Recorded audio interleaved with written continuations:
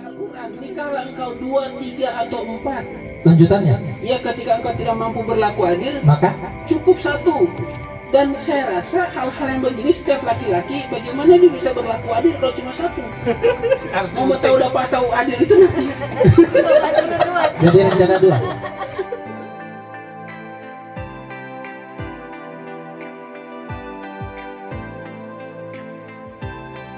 Rasa suka, rasa kepada lawan jenis itu fitrah. Yang tidak fitrah itu ketika menyukai sesama jenis. Itu yang bahaya.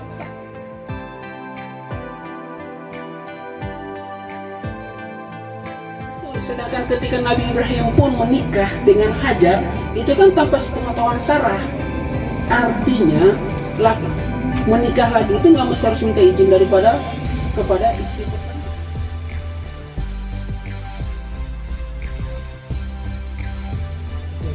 MUI bukan Majelis Ulama Indonesia, tapi misterius, unik dan istimewa.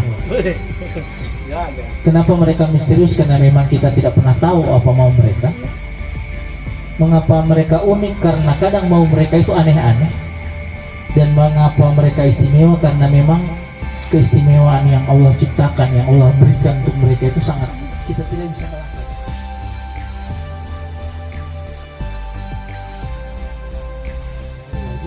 Perempuannya, ketika perempuan itu membuat dirinya pantas untuk dihormati, pantas untuk dimuliakan, pantas untuk diistimewakan, maka laki-laki akan mengistimewakan, laki-laki akan menghormatinya.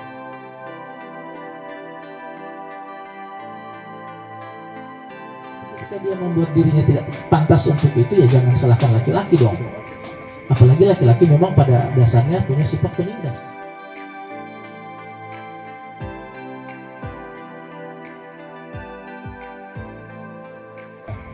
Perempuan dalam pandangan Taufik Kahil dan Naudi Betuagi, mereka akan membedah dari sisi filosofisnya, sisi psikologisnya maupun terapan. Saya perkenalkan, di samping kanan saya ada Abang Danoldi Betuage. Beliau adalah tenaga pendidik. Jadi dalam keseharian beliau pasti banyak sekali mengenal atau bisa mengenali perubahan-perubahan sikap di anak didik beliau di sekolah. Selanjutnya ada Abang Taufik Kaili, SVI. Beliau ini selain filosof, beliau juga kepala KUA. Jadi persoalan perempuan sudah tamat, sudah selesai, sudah tuntas. Jadi kompleks juga pemateri hari ini. Sengaja kita mengangkat tema ini karena bagi kami perempuan itu sangat misterius, sebagaimana sang pencipta itu sendiri. Karena yang hanya bisa mengenali hakikat perempuan ya mungkin hanya Tuhan itu sendiri. Jadi untuk mengulas atau menguliti bagaimana perempuan dalam pandangan laki-laki, tentu kita juga harus mengurai studi-studi kasusnya yang menurut saya sangat-sangat menggelitik. Pada waktu itu di waktu-waktu kemarin ada studi kasus yang sangat mengerikan, seorang dosen yang membunuh seorang mahasiswa hanya gara-gara cintanya ditolak. Perempuan ini dibunuh dan ya sangat tragis. Di satu sisi ada juga yang sudah memperjuangkan sampai puluhan tahun, ternyata hari H menikah dengan orang lain. Ini menurut saya ada sesuatu yang tidak bisa dilogikakan, tetapi bisa dirasionalkan. Karena ada yang bisa logis tapi tidak rasional. Karena itu bagaimana sebenarnya perempuan dalam pandangan sebenarnya nanti akan dijelaskan oleh pembicara atau pemantik kita pada malam hari ini. Pada substansinya kita tidak menyudutkan perempuan, karena kesan judul ini seakan-akan pasti ini babuli perempuan lagi, pasti menjelek-jelekan perempuan. Tidak, pada substansinya kita ingin melihat perempuan itu secara objektif, bukan subjektif. Nah, bagaimana selanjutnya kita dengarkan pemantik kita, seorang penulis, wartawan, dan juga seorang aparatur sipil negara. Kepada Senior saya persilakan, tahu dulu.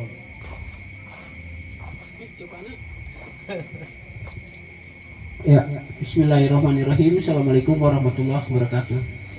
Asyhadu an la ilaha illallah wa asyhadu anna Muhammadar Rasulullah. Puji syukur kehadirat Allah Subhanahu wa taala karena dengan izin dan inayahnya kita dapat berkumpul di sini. Salawat dan salam kepada baginda Nabi Muhammad sallallahu alaihi wasallam yang telah menjadikan Islam sebagai pegangan kita. Insya Allah bisa kita praktekkan dalam kehidupan sehari-hari. Saya langsung saja ini supaya lebih fokusnya ke pertanyaan. Pertama, saya ambil studi kasusnya Nabi Adam dengan Hawa. Begitu banyak yang ada di surga, semua serba ada, tidak ada yang tidak ada di surga. Bahkan minuman yang dilarang pun seperti khamar pun ada di surga. Ada susu yang mengalir, ada madu yang mengalir, ada air yang jernih. Semua diciptakan, semua ada di surga. Bahkan itu semua untuk Nabi Adam. Tapi ternyata Adam pun masih merasa kesunyian di surga. Itu membuktikan bahwa Adam tidak bisa hidup sendiri. Yang kedua, kemudian Allah menciptakan Hawa setelah itu. Nah, nanti setelah ada Hawa, ada Siti Hawa, baru Nabi Adam mulai kembali giat. Ternyata dari sisi filosofi, hakikat surga itu bukan air yang mengalir, bukan surga, bukan madu, bukan susu atau buah-buahan yang disediakan di surga. Tapi hakikat surga seorang laki-laki itu adalah pasangannya. Adam semua ada di surga, tapi ketika nanti ada Hawa baru dia merasakan sebuah arti kehidupan. Bahkan dia pun rela melanggar perintah Sang Pencipta untuk mendekati buah itu. Huldi hanya demi Hawa, dan dia rela melanggar perintah Allah itu. Jadi istilahnya di sini laki-laki rela berkorban untuk perempuan apa saja walaupun itu dilarang oleh Sang Pencipta. Jadi perempuan punya dua konotasi. Pertama dia sebagai surga itu sendiri, yang kedua perempuan adalah sumber manusia keluar dari surga. Kira-kira bagaimana? Ya, bisa jadi, bisa juga bagaimana ya? Hawa ini gampang sekali dimasuki oleh sesuatu. Karena kenapa? Perempuan ini istilahnya.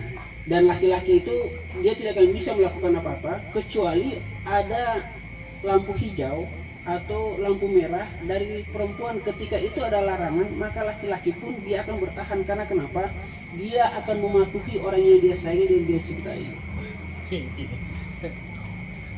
Walaupun dia harus yang itu tadi melarang perintah dan melanggar perintah dari Sang Pencipta hanya demi orang yang dia sayangi.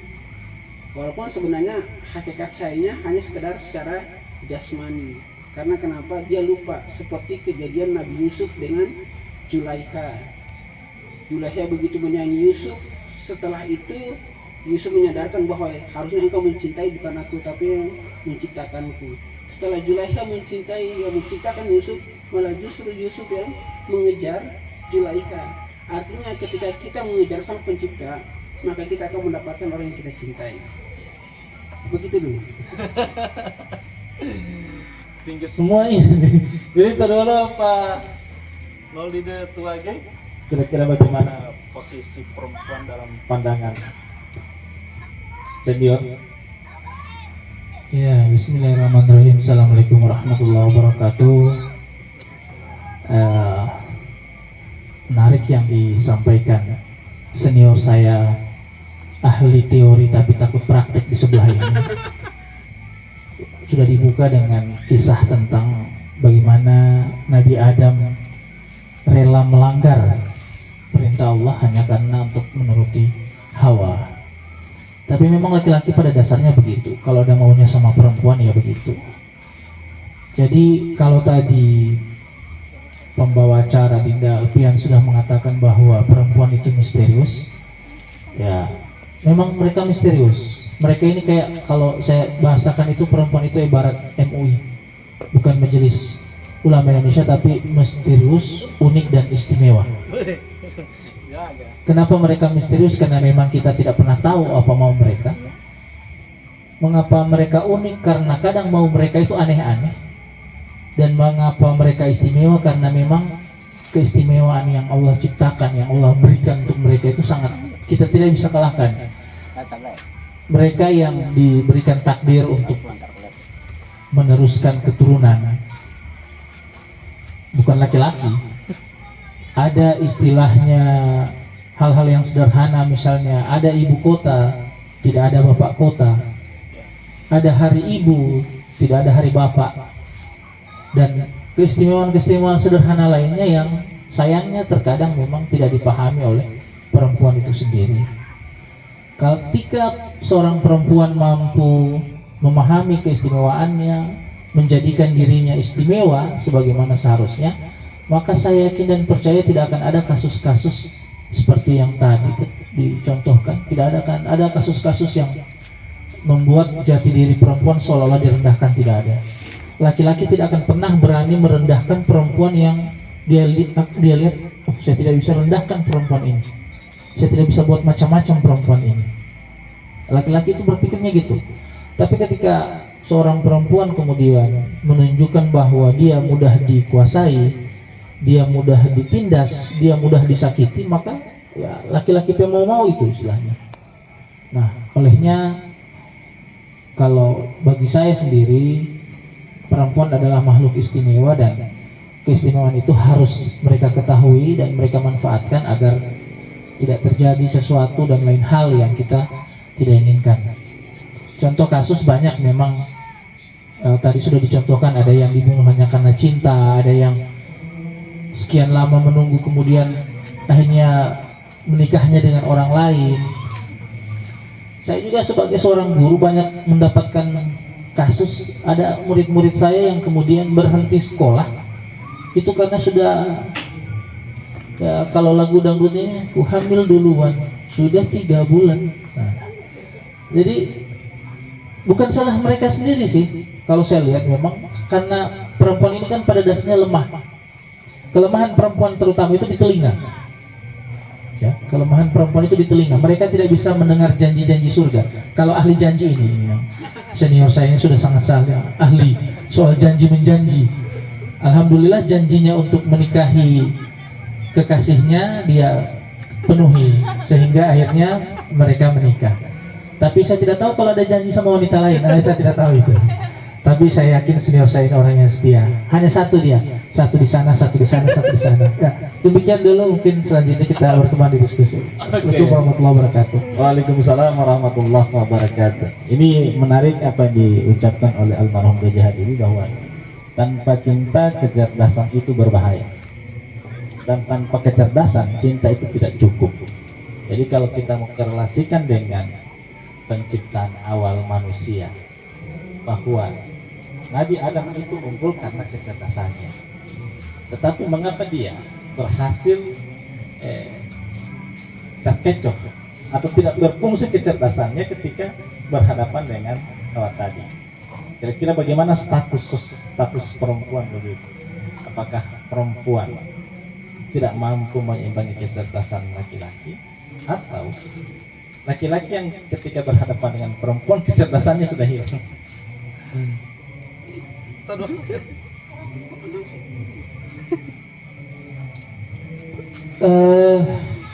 Kalau saya pengalaman pribadi, memang justru saya melihat memang bukan hanya laki-laki yang dibutakan oleh cinta, tapi kebanyakan justru perempuan yang dibutakan oleh cinta. Contoh, dia sudah tahu, ya, saya kenal seorang gadis ini yang menyuting, yang tukang syuting ini yang kekasihnya kalau tidak salah dulu.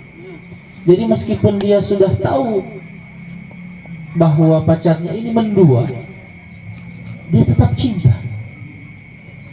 Meskipun sudah tahu dia jadi ada orang kedua, ada orang ketiga, dia tetap sayang, tetap menerima. Itu kan berarti bukan laki-laki yang dibodohi oleh cinta, tapi perempuan. Kalau itu bagi saya, kita sering melihat mengapa ada perempuan yang mau menjadi misalnya istri kedua, istri ketiga, keempat bahkan. Bukan semata-mata hanya karena mencari harta, tapi ketika dia sudah merasa nyaman, maka hal-hal yang lain itu dia lupakan. Dia lupa bahwa ini suami orang, dia lupa bahwa kadang masih jadi tabu jadi istri kedua dan lain sebagainya. Bagi dia kalau saya sudah cinta, buat apa? Nah, memang cinta ini membutakan, tapi kalau saya sih terkadang yang dibutakan oleh cinta itu perempuan bukan lelaki. Tapi mungkin Kak Opik punya pikiran lain soal siapa yang lebih sering dibutakan oleh cinta ini. Ini saya juga bingung.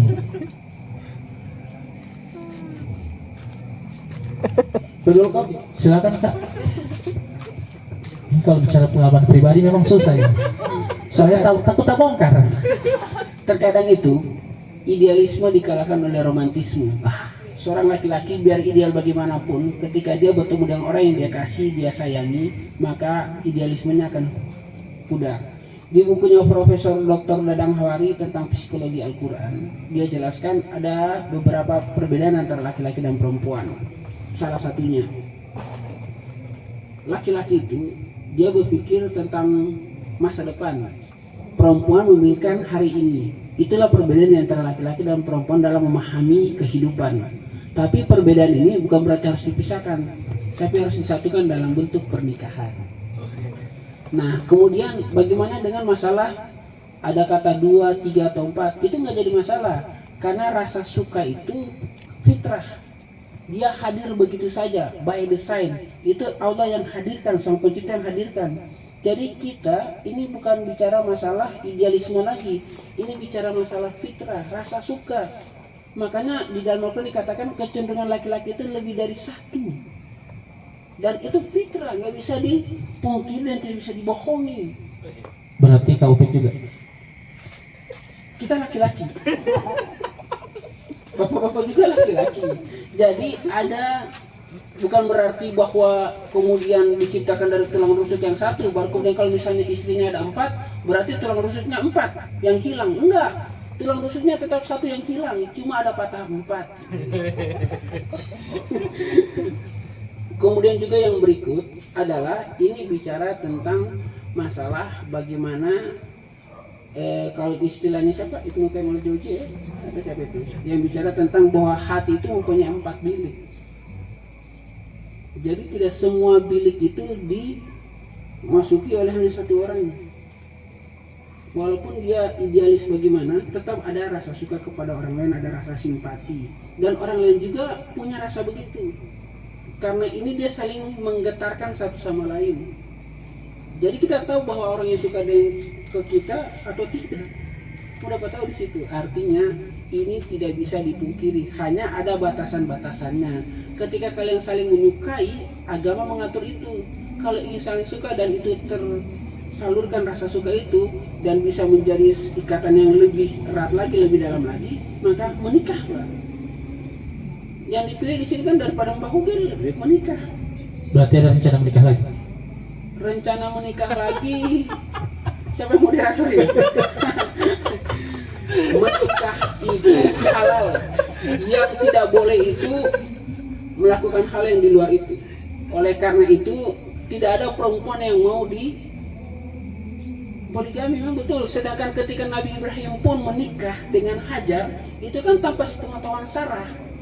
Artinya menikah lagi itu nggak mesti harus minta izin kepada istri pertama. Itu kajiannya. Artinya tidak ada hadis pun yang menjelaskan bahwa kalau ingin menikah harus minta izin kepada istri pertama. Enggak. Itu ada di kompilasi hukum Islam yang ada di Indonesia. Berarti ada rencana menikah lagi? Moderator, yang saya tanyakan kepada Anda dulu. Jadi tidak perlu minta izin. Tidak, karena fungsi dari seorang istri kalau dikaji Atau mau minta maaf saja. lebih baik minta maaf kalau minta izin itu juga enggak. Yang saya ingin Sertifikat katakan, pemotongan monitor. yang saya katakan bahwa rasa suka, rasa kepada lawan jenis itu fitrah. Yang tidak fitrah itu ketika menyukai sesama jenis. Itu yang bahaya, Pak.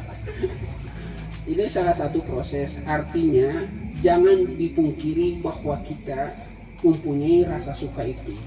Dan rasa suka kepada orang lain yang penting bukan istri orang. Itu yang nggak boleh. Makanya di Islam diajarkan untuk menyukai dan menyelamatkan yang memang harus diselamatkan. Begitu. Jadi kalau seperti itu berarti perempuan itu sudah menjadi objek dari laki-laki. Kalau perempuan itu menjadi objek laki-laki, berarti perempuan itu menjadi istilahnya strata kedua dalam pergaulan sosial. Sementara dalam agama kita kan melihat bahwa perempuan sama halnya dengan laki-laki. Bagaimana kita dengan konsep tadi kemudian kita memuliakan perempuan begitu, supaya tidak terkesan bahwa laki-laki lebih superior dari seorang perempuan. Kedua loh, senior. Nah, makanya saya bilang tadi, tergantung perempuannya. Karena dia harus sadar bahwa dia istimewa, dia harus mampu memperlakukan atau membuat dirinya itu merasa istimewa. Ibaratnya, laki-laki tidak akan berani membuat dia macam-macam. Laki-laki akan segan, laki-laki akan hormat, dan rasa segan serta hormat itu tidak akan didapatkan oleh perempuan yang sembarangan. Kita mungkin banyak mengenal teman-teman perempuan, banyak bergaul dengan teman perempuan. Ada beberapa teman mungkin yang kita bercanda pun itu menjaga, tidak berani misalnya candanya menjurus ke arah-arah yang berbau seksual misalnya, kan? Menjaga apa? Menjangankan bercanda, menyentuh. Saya punya beberapa teman yang saya berteman sudah bisa dikata bertahun-tahun lamanya, tapi bersalaman tangan saja pun tidak pernah. Bersalaman tangan saja tidak pernah, hal yang biasa orang bilang lazim cuma jabat tangan kok. Saya sama mereka berjabat tangan saja tidak pernah. Setiap ketemu asik bercanda, tapi menyentuh pun tidak. Nah, kenapa? Mereka mampu membuat diri mereka itu wow gitu. Kita jadi segan, kita ada rasa gak enak kamu bercanda. Tapi kan juga ada juga beberapa perempuan yang sebenarnya bukan juga murahan. Kita tidak boleh bilang perempuan itu murahan. Itu sangat kena. Ingat, ibu kita perempuan, kita punya mungkin saudara perempuan, kita punya adik kakak yang perempuan, sehingga kita tidak boleh membahasakan hal-hal yang buruk tentang perempuan. Tapi memang kita tidak bisa memungkiri juga bahwa di luar sana ada perempuan yang membuat dirinya merasa terlihat seperti itu. Kita tidak bisa pungkiri. Lagi jalan, tiba-tiba kemudian ada sekelompok orang yang lagi bergerombol, ada perempuan situ ngerokok, joget-joget. Lantas apakah perempuan seperti itu bisa kita muliakan? Tidak. Jadi kembali lagi ke perempuannya. Ketika perempuan itu membuat dirinya pantas untuk dihormati, pantas untuk dimuliakan, pantas untuk diistimewakan, maka laki-laki akan mengistimewakannya, laki-laki akan menghormatinya. Tapi ketika dia membuat dirinya tidak pantas untuk itu, ya jangan salahkan laki-laki dong. Apalagi laki-laki memang pada dasarnya punya sifat penindas. Laki-laki suka di atas, Pak. Tanya sama senior saya. Jarang dia di bawah, pasti di atas. Sudah sini, bagaimana? Terkadang juga kejadian-kejadian seperti ini bisa saja perempuan misalnya dia pergi ke tempat hiburan malam, ke tempat ini mungkin ada dasarnya, misalnya mungkin karena dia broken home, dia putus, dia lari, kemudian ada hal-hal yang sifatnya yang seharusnya tidak boleh dia lakukan, kemudian dia melanggar perintah agama, mungkin dia kurang masalah agama, baru kemudian itu kan bisa kita sadarkan. Di bukunya John Spence Baker, ketika dia bukan emas, dia jelaskan bahwa setiap orang punya masa lalu, setiap orang punya masa yang suram, setiap orang punya masa yang pahit. Cuma bagaimana dia bisa belajar dari situ. Lebih baik, menurut siapa itu saya lupa, lebih baik mantan preman, jangan mantan ustadz. Ini juga bahaya gitu. Ketika Dapalia begitu alim, begitu ulama sekali kelihatannya dengan pakaian-pakaian yang serba ini, tapi ternyata setelah itu malah justru dia melakukan itu. Itu mungkin dan sekian ini cuma sebagian kecilnya, tapi harus diingat. Makanya Rasulullah katakan, aku diutus ke dunia ini untuk memperbaiki akhlak, kelakuan dulu, adab-adab kita dulu, bagaimana menghormati dan menghargai kepada sesama juga. Saya sangat menghormati perempuan. Bahkan waktu saya masih kecil dulu, juga orang tua sebelum meninggal mempesankan cuma dua, jangan pernah berkata kasar kepada perempuan dan jangan pernah menyakiti fisiknya. Dan itu terbawa terus. Jadi berkata lemah lembutlah kepada perempuan, biar bagaimanapun dia adalah wanita yang diciptakan oleh Sang Pencipta dan dia punya rasa fitrah yang ada pada dirinya. Nggak mau dia, walaupun dia gimana ya, wanita tengah malam begitu, wanita panggilan, biarpun begitu dia nggak mau anaknya seperti dia. Artinya itulah fitrah yang ada pada diri manusia, dan itulah yang seharusnya sebagai kita laki-laki menjaga dan kemudian mewadahi mereka ini. Tidak boleh terang lepas, apalagi perbandingan perempuan dan laki-laki 1:7 itu. Tidak lepas begini berarti harus dinikahi. Ya, Diselamatkan. Oh, diselamatkan bagi yang sanggup, bagi yang mampu. Ketika dia mampu kemudian dia tidak selamatkan, berarti dia tidak kafah di situ. berarti ada rencana menyelamatkan. Ya, terkadang juga ada hal-hal yang sifatnya fardu ain dan fardu kifayah. Yang menyelamatkan ini ain nanti kifayah, Kak. Biasanya sama dengan bapak. Ini kan ya nasi bapak ini seperti kayaknya saya lihat seperti Nabi Ibrahim. Nanti setelah itu baru.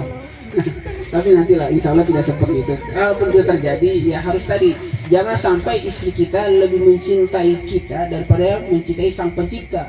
Belajarlah dari Nabi Yusuf. Coba bagaimana itu Nabi Yusuf mengajarkan Zulaiha dengan rasa cinta kepada sang pencipta. Jangan menyukai dia. Akhirnya Zulaiha secara bertahap mencintai sang pencipta. Ketika dia sudah mencintai sang pencipta, Yusuf yang mengejar Zulaiha. Artinya ketika terus mencintai sang pencipta, insya Allah orang yang mencintai kita juga akan mengejar kita. Karena Allah begitu. Makanya sandaran yang terbaik adalah sang pencipta. Jadi ketika orang yang kita cintai meninggalkan kita, pisah dari kita, jauh dari kita masih ada sandaran, yaitu sang pencipta. Karena dia sang maha cinta. Begitu. Karena kata cinta ini bukan kata sifat, kata benda, tapi dia kata kerja. Jadi kerjakanlah rasa cinta itu. Berarti kalau perempuannya berdoa minta imamnya Kak Taufik Kaili, Iya. itu wajib. Enggak jadi masalah. Ketika dia minta kita sebagai DP imam, itu DP hak untuk berdoa kepada sang pencipta. Berarti kalau itu Pas. terkabul, Hah? itu karena Allah, bukan Iya. kehendak Taufik. Jangan salahkan kita.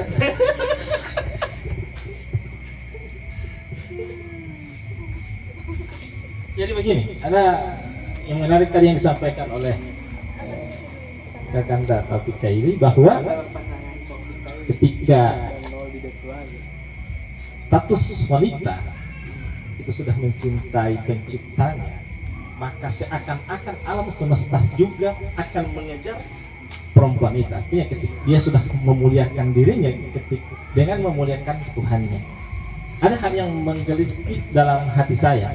Kira-kira apa yang Tuhan titipkan sama wanita sehingga laki-laki itu ada rasa yang begitu kuat ingin mencintai, atau lebih terbuka, lebih konkret menyukai seorang wanita begitu.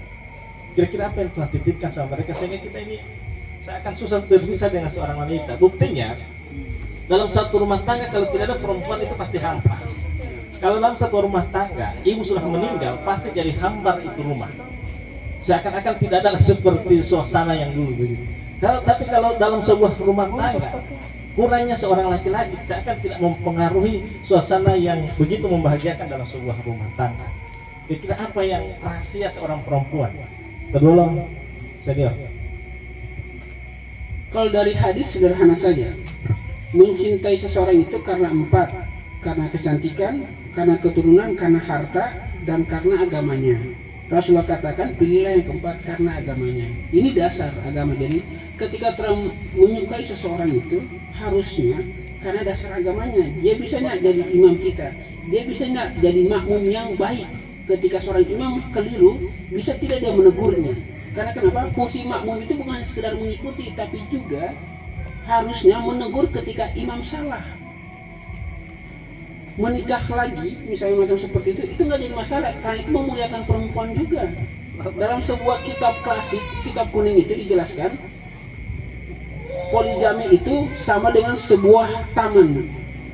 Di taman itu ada bunga anggrek, ada bunga melati, ada kamboja, ada apa lagi? Bunga, pokoknya serba bunga lah. Bunga matahari pun ada, semua bunga. Baunya bunga anggrek dan baunya bunga melati tidak saling membunuh, malah justru semerbak harumnya. Semakin banyak bunga di sebuah taman itu, semakin indah dipandang dan semakin harum semerbak. Semua harum ada di situ. Artinya yang pertama, yang kedua, bunga-bunga yang lain tidak saling membunuh, saling melengkapi. Apa yang tidak ada di bunga melati ada di bunga Kamboja. Jadi rencana mau buat taman. Jadi rencana mau buat taman.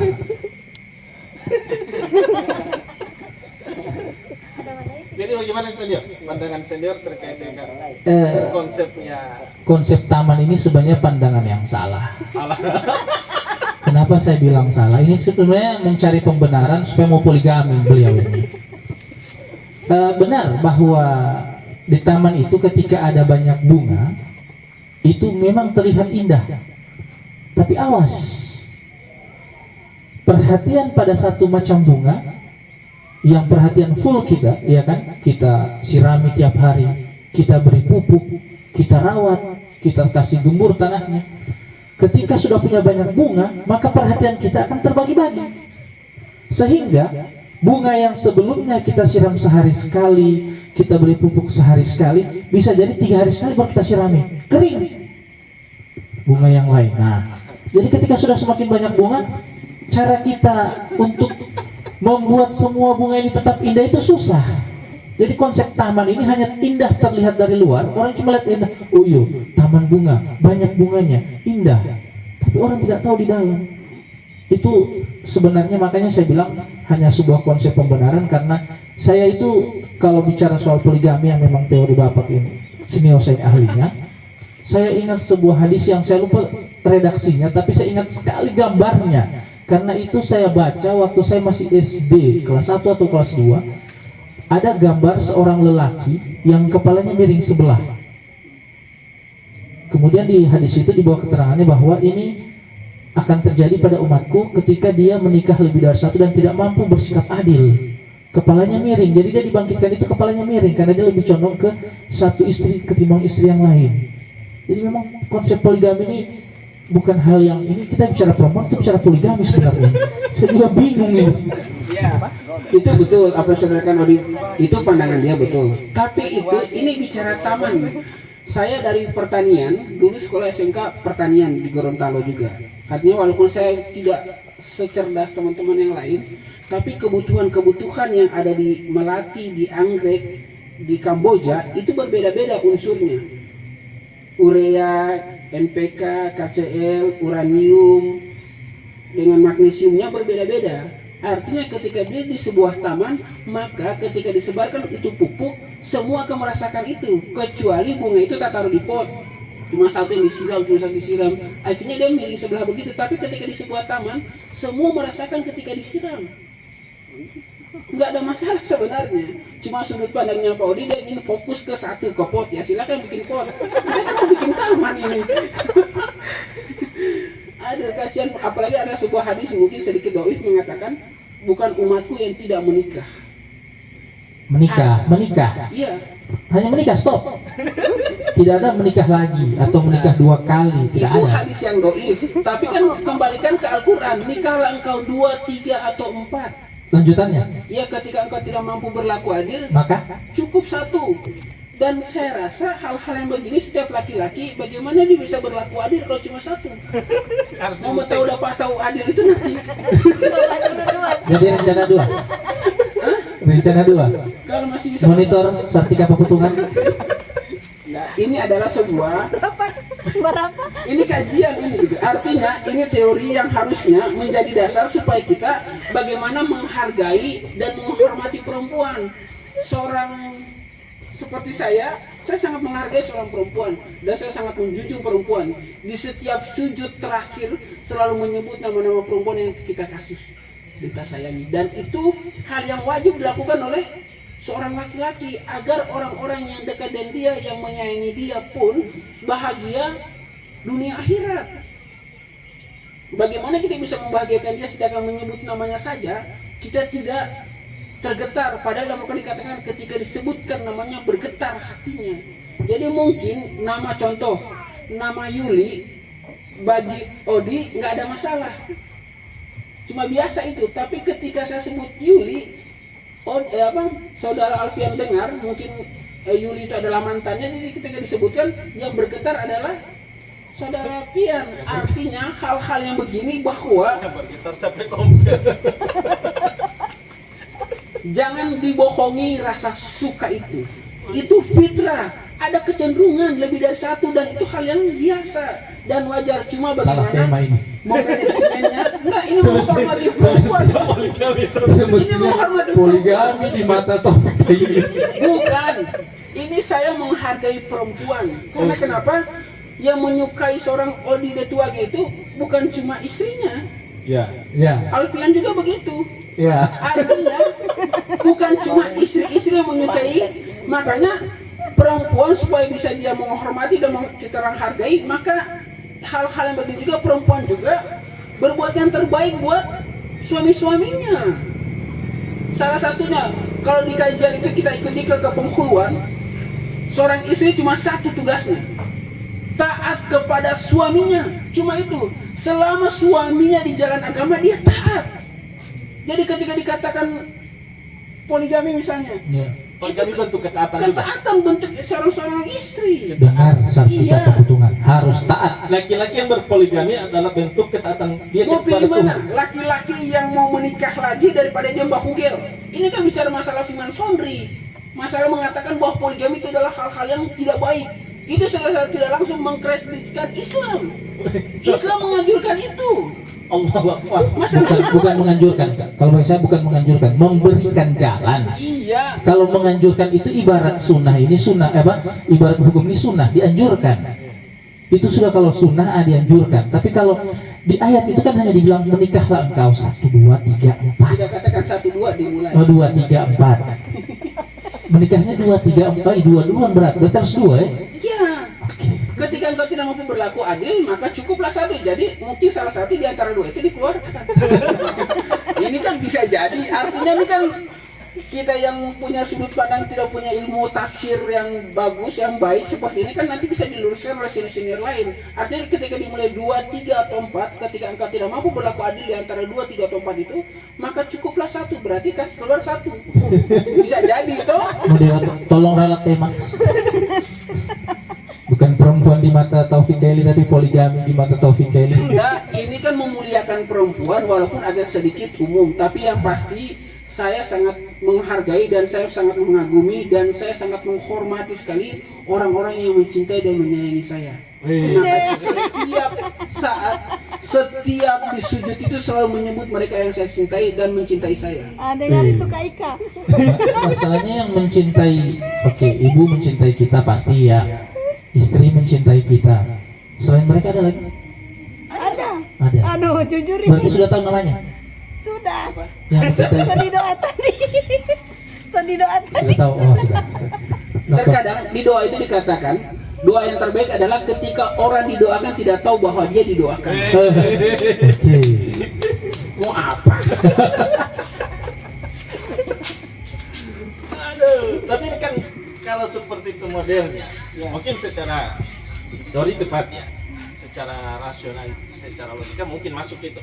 Tetapi kan ini bukan seakan-akan trial and error atau coba-coba, seakan-akan untuk membuktikan bahwa kita adil ya harus diuji coba dulu. Uji coba kan 2, 3 atau 4. Kalau cuma 1 kan tidak ada alat ujinya. Begitu. Betul. Ini kan saya dari filsafat. Kan filsafat itu kan pertama universal, radikal, kemudian sistematis atau koherens. Yang keempat ada yang disebut dengan spekulatif. Spekul.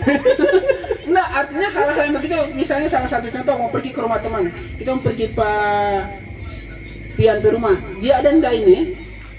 Dengan ada pulsa buat telepon, spekul yo pergi. Spekul itu kan antara 2 kemungkinan, ada dengan tidak ada.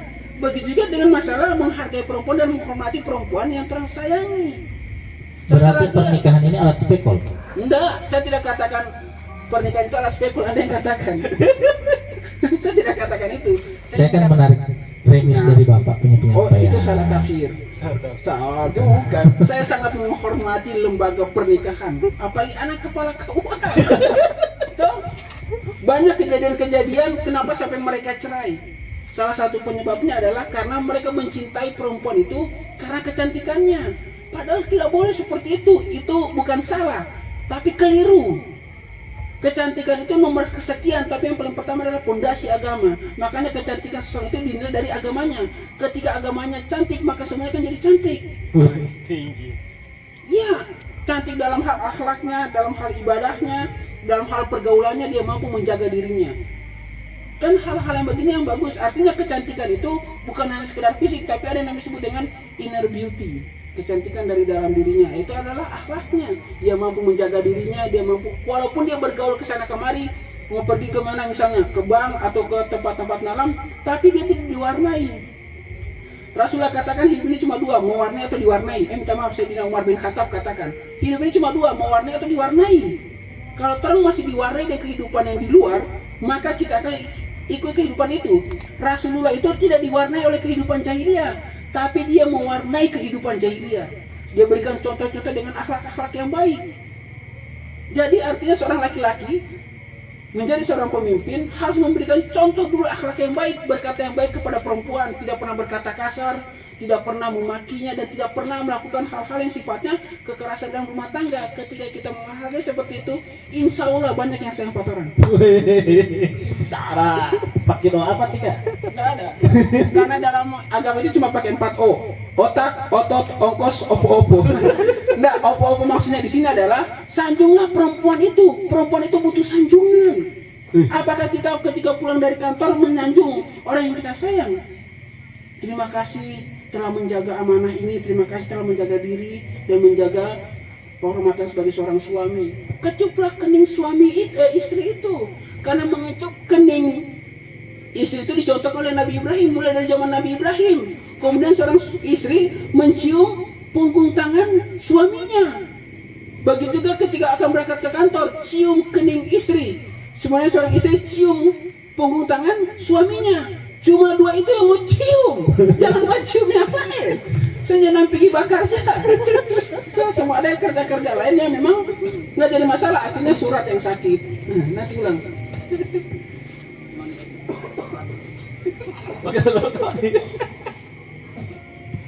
Tidak, tapi memang kalau untuk menaklukkan perempuan memang betul sudah sejauh ini kan memang lebih tua ya, umurnya sudah 54 berapa kan 43, jadi memang pengalaman dengan perempuan sudah lebih banyak. Saya kebetulan tetangga beliau waktu masih kuliah di samping, memang saya tidak pernah mendengar sedikit pun beliau itu berkata kasar. Jadi saya setiap hari itu nyaris selalu mendengar kata-kata beliau saat merayu. Jadi saat merayu pacarnya itu yang sekarang jadi istrinya, saya dengar itu, kau boleh lagi bagompal. Nah, memang beliau ini alhamdulillah. Cuma saya tidak tahu setelah berumah tangga, Sartika yang lebih tahu itu, apakah masih seperti dulu atau sudah hilang keromantisannya. Memang perempuan itu kadang tidak butuh hal-hal mewah. Dia cuma butuh hal-hal sederhana.